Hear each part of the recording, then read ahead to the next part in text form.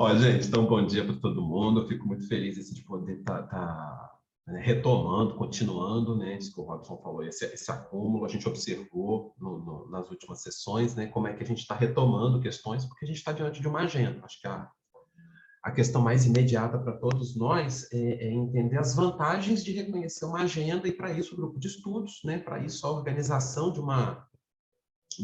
um plano de estudos dentro do POEM, ou mais de um plano de estudos, porque são várias áreas, né?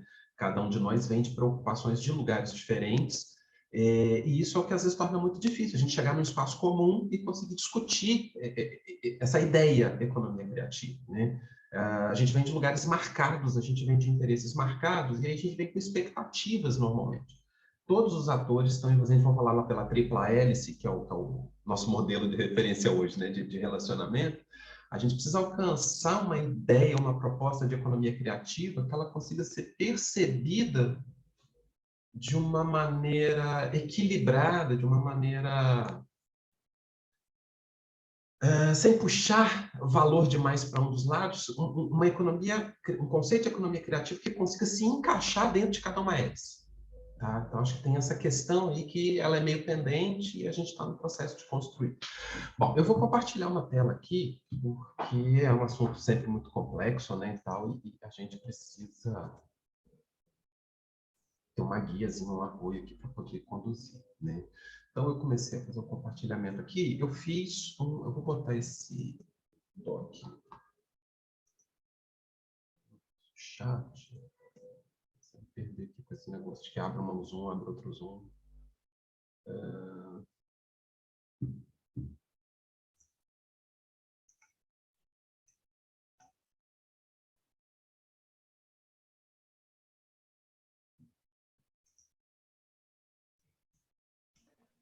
Está aparecendo, Juan. O que eu estou vendo é o relatório dos textos, tá bom? Está aparecendo para a gente. Estou tentando... Aqui, achei. Estou mandando aqui para quem não tiver com ele aberto, que é...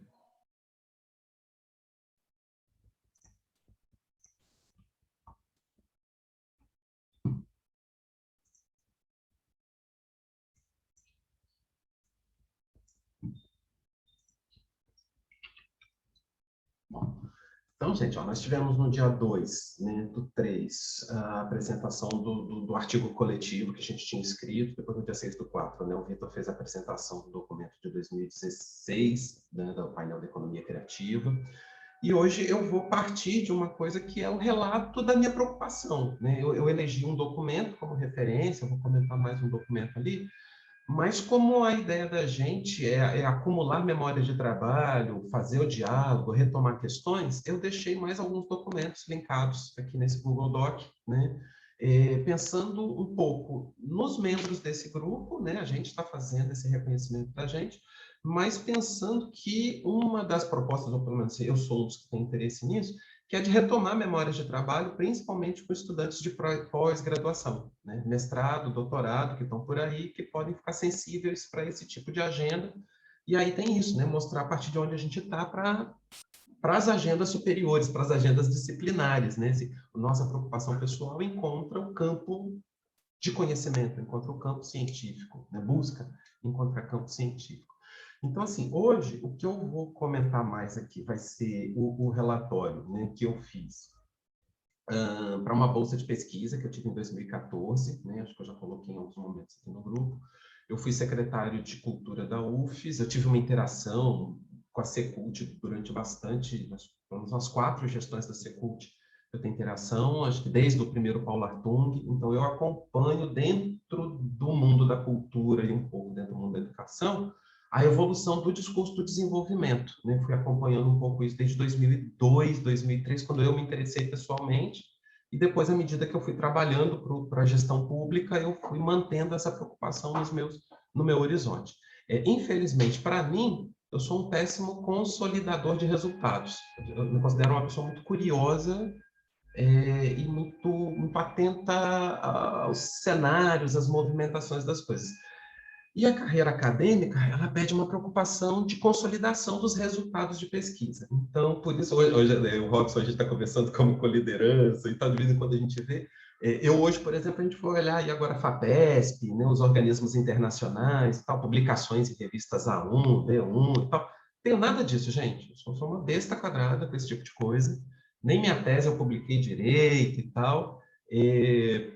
Bom, processos de cada um. Um dia tomando cerveja eu consigo explicar um pouco como é que eu fui dando essas ratas aí, essa desviada para outros lugares, porque eu priorizei, né? Priorizei outras questões.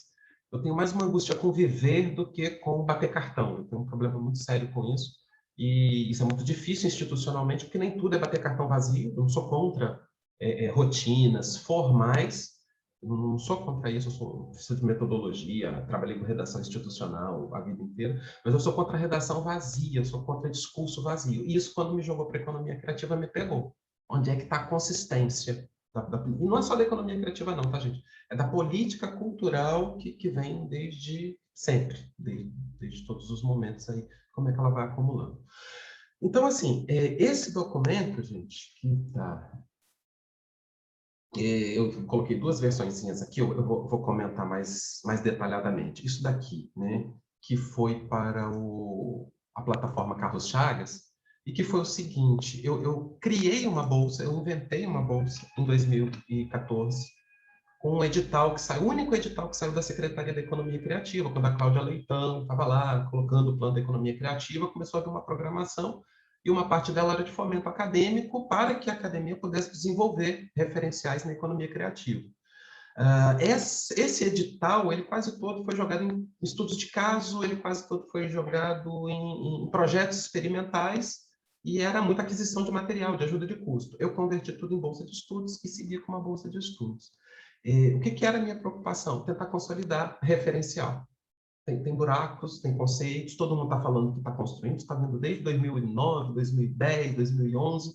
Então, desde 2009, 2010, a gente diz que está construindo. E até hoje, a consolidação é, no máximo, polarizada. Ela é, no máximo, segmentada dentro de alguns setores de pesquisa, principalmente de pesquisa aplicada, principalmente dos estudos de caso, principalmente de boas práticas. Isso não é condenável, mas isso é incompleto dentro de uma perspectiva ampla, né? Toda prática precisa encontrar uma teoria, toda teoria precisa encontrar uma prática e alguém tem que fazer uma coisa encontrar com a outra, uma coisa se desenvolver dentro da outra. Bom, então o que eu fiz oficialmente, o que eu fiz formalmente em 2014, 2015 e 2016? Eu realizei uma coisa chamada Seminário Metodológico de Economia Criativa, que é exatamente esse nome, um seminário. E quando eu comecei a fazer, né, sou revisor e tal, eu comecei uma coisa da especificidade. O que é fazer um seminário? O que é fazer um congresso? O que é fazer um simpósio? Né? Isso é um cerimonial acadêmico que hoje está, como outras coisas, está diluído, está derretido, está líquido, está erodido. Né? Quantos eventos a gente faz que são chamados de congresso, depois a gente vai num evento chamado de seminário e a estrutura é igual. A maneira de encaminhar, a estrutura dos eventos acaba sendo parecida. Então, tecnologia social, né? Dinâmicas sociais diferentes, a ordem dos fatores altera o produto. A maneira como a gente prepara uma metodologia de discussão, ela é adequada para situações específicas. Bom, um seminário, a palavra seminário, ela lança para a ideia de seminar, né? Para a ideia de plantar, para a ideia de colocar questões. Então, a gente é muito acostumado a ver seminários como a ideia de apresentação de resultados. Né? No Brasil, imagino que hoje boa parte da comunidade internacional também usa assim, mas a gente trabalha muito na perspectiva de apresentar resultados de uma coisa que a gente está desenvolvendo. É isso, mas o seminário é um acompanhamento de longo prazo para você construir. Né? Seminário é um lugar de apresentar, construir e desenvolver um problema. E aí eu comecei a associar a ideia de seminário com a ideia de adotar metodologias, de validar metodologias, de criticar metodologias, e aí foi virando uma estratégia de formação continuada, que é o estágio que está hoje, né? Que é o que a gente está discutindo no POEM, é o que a gente está adaptando, né? Aí a visão do Robson, a visão do Léo, foi dando outras entradas, né? Mais entradas dentro disso. Daí a gente está adaptando isso para o contexto institucional, principalmente do IFES, que é o nosso espaço de trabalho hoje mais imediato. Estamos conversando com a UFES e estamos compartilhando tudo que a gente pode com os parceiros institucionais. A ideia é ajudar a gerar um modelo de economia criativa compatível com a política pública, mas que não seja contraditório com fundamentos científicos. E aí ter a explicitação dos fundamentos científicos, incluindo principalmente a história, a filosofia, e aí entram vários discursos de fundo aí que normalmente não são invocados quando a gente está falando de aplicação de implementação da política pública. Bom, então, a realização do seminário de economia criativa, no contexto da Rede Federal de Ensino do Espírito Santo, para mim, IFES e UFES estão sempre dentro de uma concepção só, né? O patrão é o mesmo, é o Estado, né? Então a gente está aqui para fazer a consecução de políticas públicas na área de educação e nas conexões da educação com as outras políticas, o que hoje atinge diretamente a possibilidade de desenvolvimento. Não existe uma política de desenvolvimento razoável que não passe pela invocação do mecanismo educacional, da dinâmica educacional, em termos sociais. E aí, o que é essa passagem para pensar a educação dentro dos meios sociais? Muitas vezes isso não é claro para nós. Que a gente fecha a educação dentro do mundo dela mesma, muitas vezes, é uma das críticas que existem hoje, e a gente fala sobre essa abertura da educação, da universidade, para a interação social, para a ação social, para a efetividade social. O que significa isso no mundo de especializações? Bom, a pesquisa aqui proposta, além de gerar conteúdo na forma de ensaios, e aí ensaios para mim, tá, gente? Ensaio, né, é uma tipologia textual, ensaio é uma maneira de desenvolver argumentação, ensaio é uma maneira de desenvolver texto. Na minha tese de doutorado, eu escrevi um ensaio inteiro sobre o ensaio, né, que eu posso passar para vocês, né, o que é isso na perspectiva da história da cultura, né, que instrumento é esse que é dado. E uma das coisas que está muito dada para mim de dentro da literatura, né, é pensar pela história da cultura. Mesmo quando eu venho para cá, eu não perco esse pano de fundo de jeito nenhum, mesmo que eu saiba que em alguns momentos ele não pode ser invocado. Mas aí, para mim, a questão é não cair em contradição. Mesmo que você não mencione uma coisa, ela não pode estar entrando em contradição com os outros modelos que você respeita. Né? Não é uma situação de...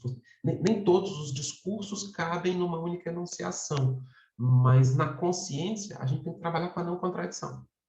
Então, se eu venho com uma coisa que é história da cultura, história da literatura, projeto nacional, projeto de desenvolvimento nacional, tá, ok, isso encontra uma coisa que é o presente. O presente é a economia. Beleza. Como que eu estou conseguindo pensar essas duas coisas? Isso é muito difícil de traduzir, isso é muito difícil de trazer para discussões, principalmente as públicas, e aí é um aprendizado. Hoje eu fico tentando aprender a não perder a linha de raciocínio, a linha de argumentação intra-discurso, né, dentro do discurso específico que eu estou tratando. Mas muitas vezes é muito difícil.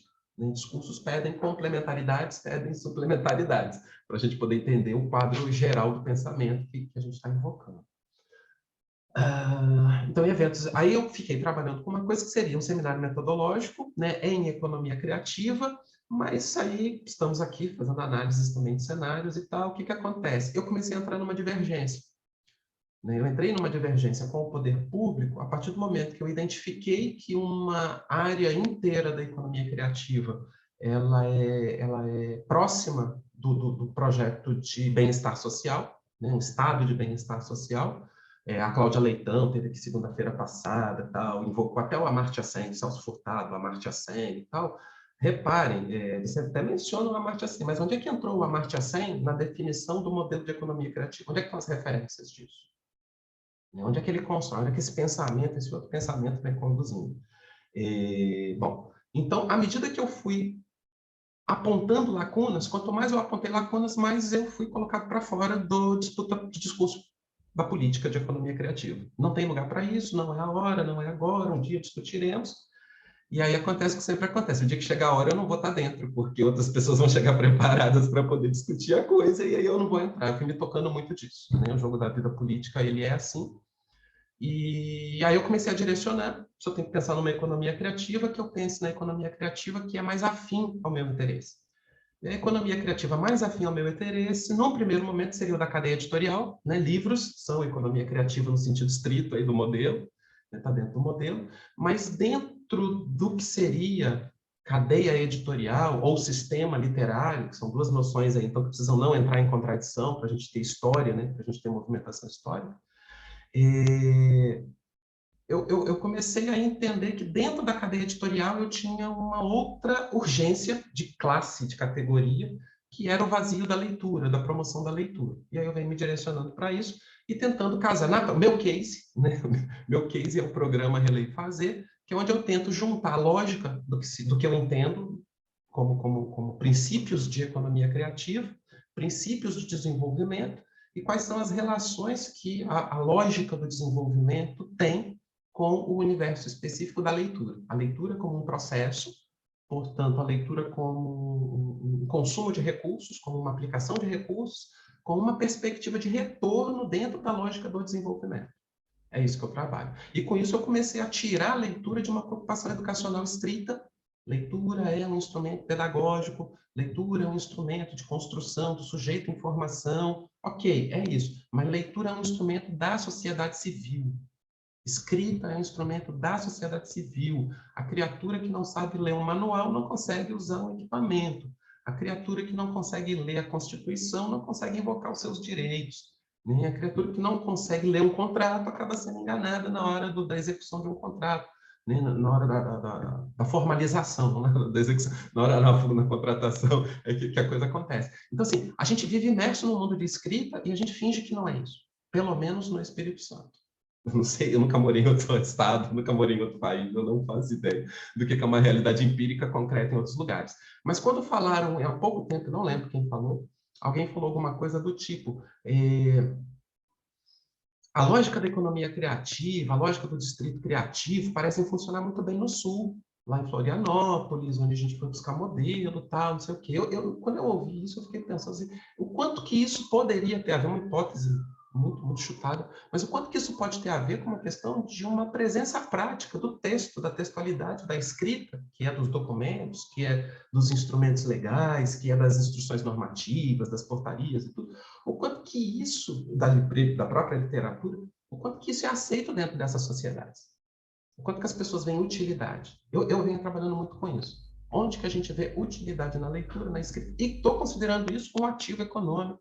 Estou considerando isso recurso econômico, só que isso não se traduz imediatamente em capital monetário. Mas todo mundo entende que cada ano na escola gera mais 5%, 10%, 15% de remuneração, né, de retorno de remuneração para o trabalhador. Isso está dado lá. Mas como é que esse número se humaniza? Como é que ele vira uma dinâmica humana e não uma dinâmica social? Como é que essas duas coisas se encontram? Onde que sociologia encontra antropologia, encontra psicologia? Estamos falando nas pessoas existirem e viverem para terem bem-estar. Eu, pelo menos, como professor, parto disso, eu trabalho para isso. Mais importante que ter dinheiro é ter bem-estar. Por acaso, eu preciso de dinheiro para gerar o bem-estar. Mas quando eu inverto essa lógica na minha cabeça, eu começo a sair. Eu entendo quando um empresário pensa diferente, eu entendo quando um gestor pensa diferente, porque as categorias, as motivações, as projeções são diferentes. Micropolítica e macropolítica. São dois universos que parece que estão distantes. Não vou falar de macropolítica. Macropolítica é o Estado pensando no seu conjunto. Né? Micropolítica são as pessoas pensando no seu conjunto. E aí as lógicas, elas precisam ser compatibilizadas. E essa é a questão da gestão. Essa é a questão do pensamento de gestão. Como compatibilizar e harmonizar o interesse dos diferentes. Essa é uma base do direito. Se você harmonizar o interesse, aí você provavelmente vai ter simbiose, você provavelmente vai ter convergência. Né? Então, quando o Robson invoca na nossa metodologia lá a acolhida, eu acho que está na raiz. Como é que eu posso acolher algo que eu não entendo? Como é que eu posso acolher algo que eu não tento entender? Bom, então assim, a minha viagem, volto a dizer, eu sou completamente de humanas, gente, adoro ser de humanas e adoro poder me perder com as humanas, tá? Então, eu vou avançando, é uma coisa que eu gosto de exercitar, que é avançar até você perder a linha de raciocínio, poder voltar e continuar. Ainda mais quando está gravando, ainda mais quando a gente pode reaproveitar alguma coisa para retomar, criticar, né? A gente fala às vezes o que a gente fala sobrepõe o que a gente está pensando. Então, muitas vezes o questionamento do gravado é muito legal para a gente poder retomar e refazer. Bom, então eu comecei a fazer o quê, gente? Eu comecei a me envolver com uma coisa que era, ao mesmo tempo, entender a política da economia criativa até a esfera federal e entender a aplicação dela dentro de um espaço de trabalho que se direcionava para o mundo educacional e cultural, né? Bom, com isso, o que eu comecei a fazer? Muita observação de campo, era uma coisa que eu já fazia desde 2002, 2004, tá? Eu trabalho com observação etnográfica, observação de campo, por causa do desenvolvimento local sustentável. Eu elaborei uma metodologia, eu tenho uma metodologia, né? DELIS, SCT, Desenvolvimento Local Integrado Sustentável, baseado na articulação entre educação, cultura e turismo. O governo do estado nunca quis ouvir, gente. Tá? Já apresentei isso para 3 secretários, eu já apresentei isso para 4 secretários. Eu sou muito louco, porque eu falo, extrapolo a agenda, e aí não cabe, nunca cabe, nunca cabe. Mas estamos fazendo lá em Guarapari, né, o POIEM está acompanhando a retomada disso, que é o Ponto de Cultura da Associação Salvamar, que é um projeto que tem desde 2004, foi o primeiro edital a ganhar os pontos de cultura no Espírito Santo, tá? E, volto a dizer, nunca virou nem estudo de caso, nunca houve uma curiosidade pública, nunca um gestor virou e falou assim, que metodologia é essa? Você fala tanto metodologia, não tem essa curiosidade. Tá? É aí que eu fico um pouco, uma coisa que eu já falei dentro do POIEM, que eu acho que é uma das coisas para se pensar sobre o cenário contemporâneo, o mundo contemporâneo, o quanto é que as soluções já estão dadas, e que muitas vezes é só falta de vontade política. Hoje eu aposto nisso demais. Né? Uma sociedade atrasada interessa. Nós sabemos, né? A gente acompanha isso na história do país muito. Né? A questão é qual é a capacidade de alguns circuitos, mecanismos, agentes, atores de atrapalhar o desenvolvimento do país. Quem é que tem essa capa? Bom, mas aí é uma teoria da conspiração. Volto a dizer, outra coisa que só uma cerveja para a gente poder avançar. Quem é que tem essa capacidade de avacalhar as coisas? Né? Onde que se atrapalha o desenvolvimento, a evolução histórica desse projeto nacional? Né? Que a gente é herdeiro, que nós somos herdeiros, no fim das contas. Bom, então eu comecei a fazer muita visita para os lugares. Deixa eu ver, Robson, a gente se conheceu em 2006, 2007. Eu fui para lá em Cariacica, fui para a Secretaria de Educação, fiquei um ano em Cariacica tentando botar lá um projeto que era um núcleo de comunicação dentro da Secretaria de Educação, isso antes do discurso da economia criativa e tal. Isso permitiu fazer observação da cidade inteira de Cariacica, né, porque eu ficava rodando com as equipes escolares, então conheci muitas escolas, realidade escolar e tal. Depois eu fui para o Programa Cultura Jovem, que era a primeira política estruturada para a juventude. Então, ele é um projeto como diz o Léo, ele tem um significado histórico na política da cultura muito importante, mas aí o que é a pretensão histórica, o que é a consecução histórica, eu também volto a dizer, isso é um case, é uma situação específica, né? Rede Cultura Jovem, o que deu certo, o que não deu certo, o que ele fez andar, mas também me ajudou a sintonizar, mais uma vez, uma coisa da dinâmica do Estado inteiro. Bom, gente, correndo aqui tem mais 10, 15 minutinhos, mais 10 minutos que eu vou tentar um pouquinho antes. Então, isso daqui é uma evolução, é um documento, esse daqui, né, é o curtinho aqui, em que eu fico descrevendo um pouquinho que benefícios. Se eu for sintetizar para vocês, porque não vai dar para discutir tudo, se eu for sintetizar para vocês hoje o que é a minha definição de economia criativa, né, a definição sintética da economia criativa, hoje eu coloco o seguinte: a economia criativa, ela é um conjunto de fatores que modulam processos econômicos. Então, a especificidade da criatividade na dinâmica econômica está nesse fator de modulação, ela modifica processos. Tá? Então, o que é a economia criativa? É um pensamento de modificação de processos econômicos, de alteração de processos econômicos. É isso a economia criativa. Ela é baseada na inovação, né? Ela é baseada numa lógica do desenvolvimento, ela é baseada numa lógica que caminha para o bem-estar, porque ela é envolvida numa ética. Ela não é só desenvolver inovação, ela é desenvolver inovação que não entre em contradição com o estado de bem-estar social. E aí essa última partezinha, não é que as pessoas ignorem, elas mencionam, mas elas não é a agenda no primeiro momento, tá? Depois do Covid virou, ok, né? O Covid trouxe uma preocupação, instalou uma preocupação urgente com questões sociais que não estavam na pauta, não estavam sendo discutidas, ou não eram discutidas como uma prioridade, né? A prioridade é o empreendedor, a prioridade é o MEI, a prioridade é o CNPJ, a partir do CNPJ, a partir do desenvolvimento econômico, chegaremos ao desenvolvimento social. É verdade. Porque parece que a gente está querendo bater... Não é, entendeu? Isso é verdade, isso não é mentira. Né? A cultura é produzida pelo excesso da riqueza. Tá? Um Estado deficitário, a primeira coisa que regride são as dimensões dos direitos culturais.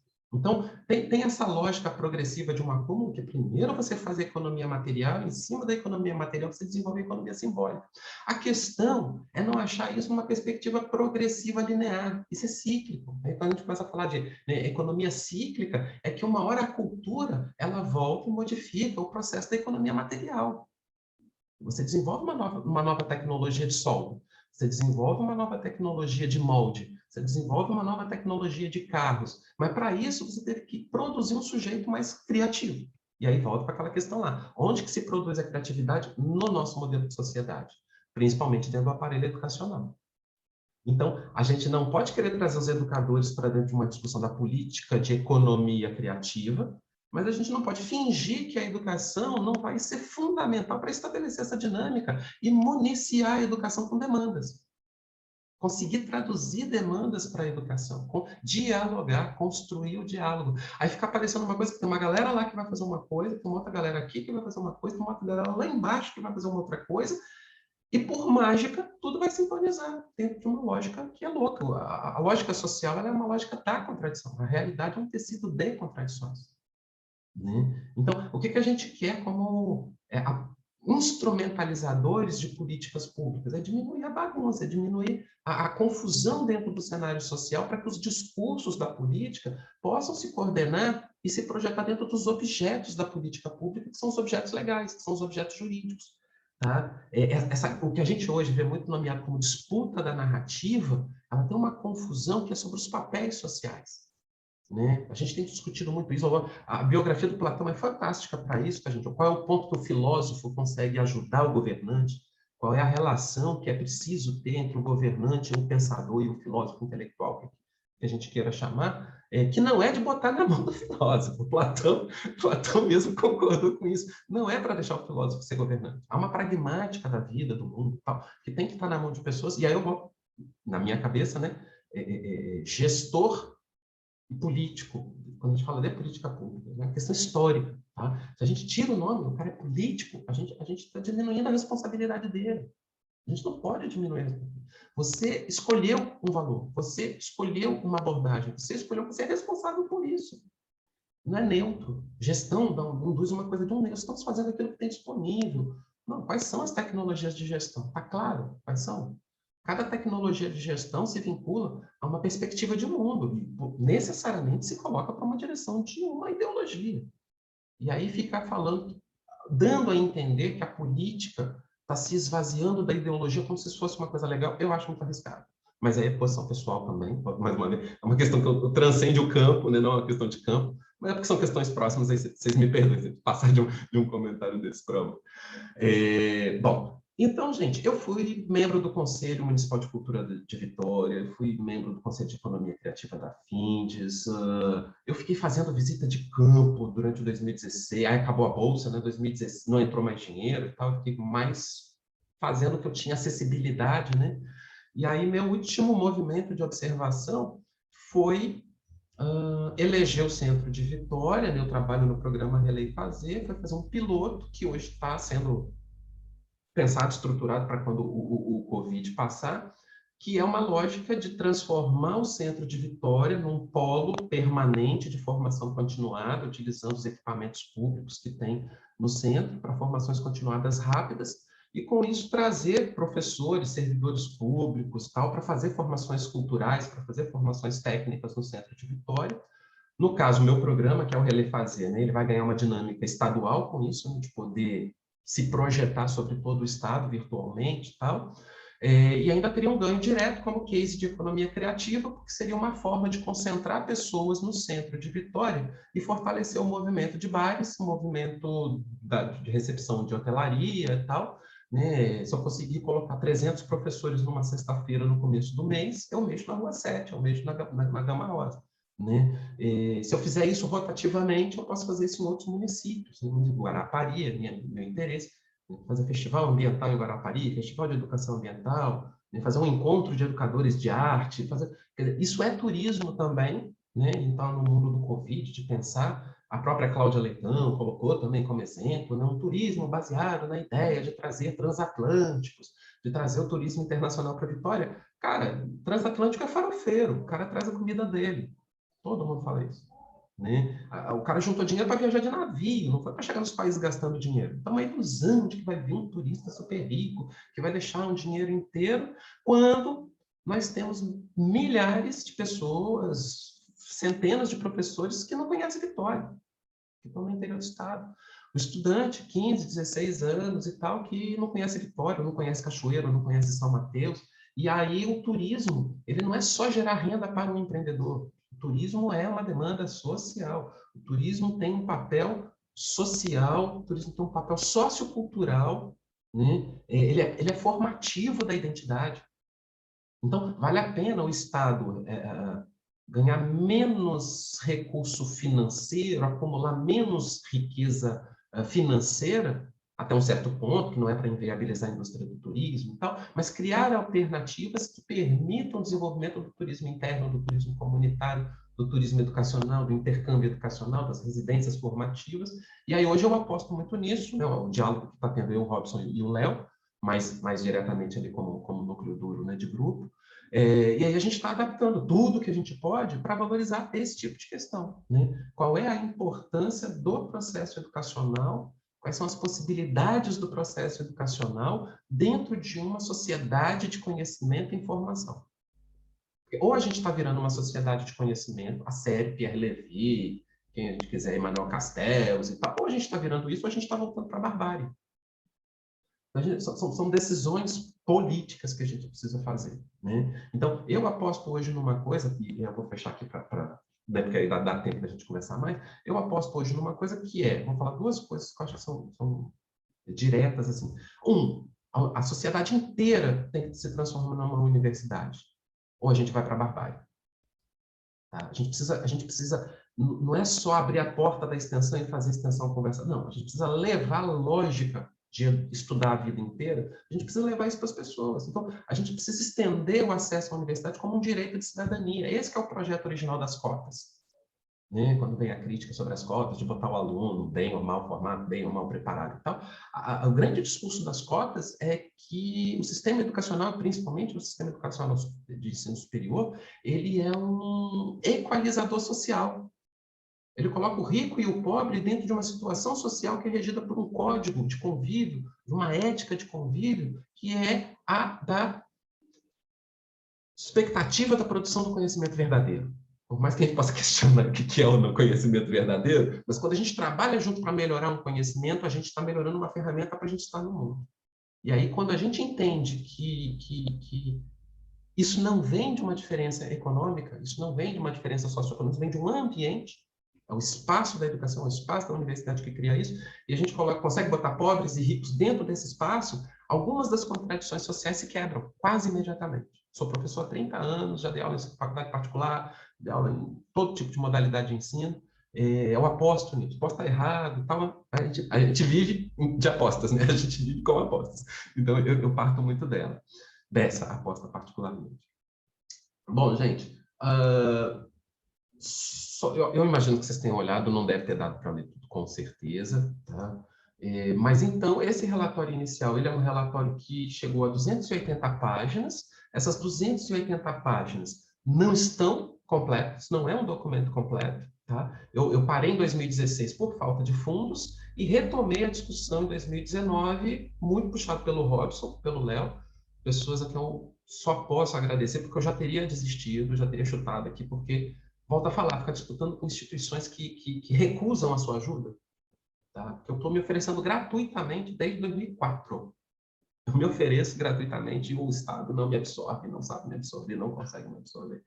Eu cansei disso mesmo, e eu já tinha entregado os pontos quando a gente começou a criar o POIEM. A minha primeira sugestão já tinha tirado até a economia criativa, tinha apostado mais em desenvolvimento do que em economia criativa no nome, mas como é uma política muito instalada dentro do governo do Estado, dentro do nosso cenário, não é o governo do Estado, instalada no nosso cenário, porque os agentes culturais também compraram a ideia da economia criativa, nós estamos dentro dela, estamos permanecendo, mas notando isso, percebam o quanto que na falta de construção de referenciais específicos da economia criativa, a nossa tendência é voltar para o desenvolvimentismo, e voltar para o desenvolvimentismo principalmente baseado no Celso Furtado, por enquanto. É a grande referência que está dada aí para pensar Brasil nesses termos. Tem outros autores e tal, e a gente vai voltando. Mário de Andrade é um cara que pensa cultura, né? Tem uma dinâmica de cultura, o que que está sendo pensado ali. Drummond trabalhou, né? O Capanema, que era o ministro da Educação, que o Drummond trabalhou com ele 30 anos. Esses caras pensavam dinâmica cultural do país. Sabe? Os caras, eles assumiam uma responsabilidade de construir o país. A gente não espera nada disso de Bolsonaro. Mas me deixa meio triste quando a gente vê o cenário regional, o cenário local não assumirem esse tipo de referência, esse tipo de discussão. Por isso da densidade, densidade histórica, certeza histórica do que se está mexendo. Eu acho que está vindo, acho que as pessoas estão se amadurecendo, tempo de experiência de contato com as pautas da política e da história da política cultural. Vão trazendo isso. Volto a dizer, o único que eu acho que está fora sou eu, porque eu não me liguei, e aí eu estou realmente cada vez mais caminhando. Minha meta com o Poien é trabalhar até 2022, 2023, só para dar aqui, né, de horizontes da vida e tal. Meu sonho hoje é voltar a dar aula de Drummond, sou professor de literatura, e trabalhar com filosofia da linguagem, com semiótica, que são disciplinas mais estruturadas, né? Disciplinas mais formalizadas e tal, onde existe menos conflito de definição de objetos, de problematizações e tal, e que me diverte muito, umas coisas que eu gosto de estudar muito. Então, assim, a minha tendência é sair dos estudos de caso e voltar para estudos disciplinares, tá? E aí eu fico nisso, quero render mais um ano, porque eu acho muito triste perder referencial, né? Então, que eu tenho discutido muito com o Robson, com o Léo, assim, até parei de desenvolver coisas, porque a gente começou a fazer nosso denominador comum. O meu sonho hoje, não sei se eu vai dar tempo de eu ler, porque já estourei. Meu sonho hoje era formar grupos dentro de programas de pós-graduação em economia, contabilidade, administração, né, ciências sociais, filosofia, e ajudar esses cursos a sintonizar uma agenda, a sintonizar uma pauta. Não é estar com eles, não, sabe? Estamos perdendo tempo porque a gente não consegue convergir os recursos humanos que a gente tem para poder ajudar a solucionar os problemas das políticas públicas. Precisamos ter tecnologia social, precisamos ter estratégias de mobilização que consigam fazer o direcionamento, por exemplo, daquele menino que vai fazer o TCC e está de paraquedas. Ele chega no quinto período, sexto período, não fez iniciação científica, não participou de um laboratório, não se envolveu com nenhum projeto de extensão, com nenhum projeto de pesquisa, e ele tem que fazer o TCC, ele faz a primeira coisa que passa na frente dele, repete a fórmula de tudo que já foi feito e tal, e não desenvolve nada e se afasta de vez, porque ele faz um trabalho chato, confuso e tal. Então, por que não fazer feiras de TCC? Eu plantei isso também, soltei essa ideia no seminário lá municipal de cultura e tal, o pessoal deu uma boa recepção. A Camila Dalla, quando a gente falou, ela ficou atenta também a esse universo e tal. Então, por que não fazer feiras de TCCs, sabe? Então, a gente faz feira de negócio para o Sebrae e tal. Pô, por que a gente não vende o peixe de estudar o desenvolvimento do Estado para o estudante? São mais de 30 faculdades de administração do Estado. A última vez que eu contei, há 10 anos atrás, tinha 30 faculdades. Deve ter 50, 100 faculdades hoje com curso de administração, né? Transformar o estudante de letras, a gente escreve muito, a gente lê muito, então tem uma parte de nós que tem um perfil ótimo para processos de gestão, secretariado de alto escalão e tal. Então, direcionar as pessoas para poderem se encaixar em dinâmicas que elas possam ajudar o Estado a se desenvolver. Então, assim, o meu plano de trabalho dentro do Poien é, enquanto eu tiver, minha cabeça hoje está até 2022, 2023, né, está ajudando, sobretudo a estrutura do IFES e sobretudo a estrutura da UFES, porque é a minha instituição, volta a dizer, às vezes eu me sinto meio fujão da UFES, porque hoje eu acho que eu entendo mais a lógica do IFES do que a da UFES, e tal, mas eu acho que a UFES é fundamental nesse processo também, que é isso, é tentar disparar dinâmicas, né? Então, acho que é um fundo de tecnologia social, tentar ajudar a entender como disparar dinâmicas positivas dentro da rede federal de ensino. Era isso que era o mote dessa pesquisa especificamente, tá, gente? Eu deixei algumas coisas marcadas em amarelo para quem quiser dar uma olhadinha, bem no começo aqui do texto, eu fui marcando algumas partes em amarelo, mas já estourei meu tempo aqui, eu acho que isso já dá um mote para devolver, Robson.